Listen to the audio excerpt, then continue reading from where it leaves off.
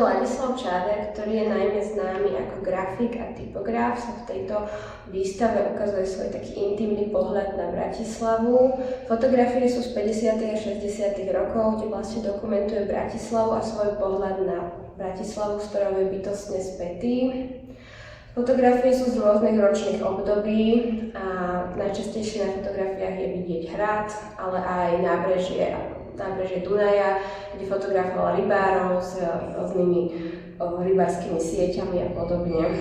Fotografie sú citlivo nafotené, je na nich vidieť vzťah, aký vlastne autor mal k Bratislave. Pre mňa sú to naozaj také spomienky na moje detstvo, aj keď niektoré sú ešte staršie. A dnes z tohto hľadiska bol ako amatér, bol grafikom, ale veľakrát fotografoval s tým, že už má určitý zámer s tou fotografiou, že použiť ju niekde k niečomu. Celý život pokračoval v takom zbieraní fotografií o histórii, literatúry, takže niektoré vznikali z takých miest a s tým zámerom.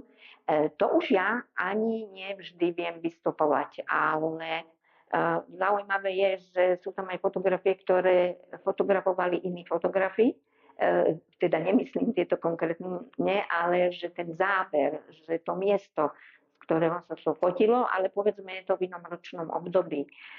Moja obľúbená je tá, kde je teda aj taká tá ešte starosvetská loď, kde je kotva, kde je tam zvonček.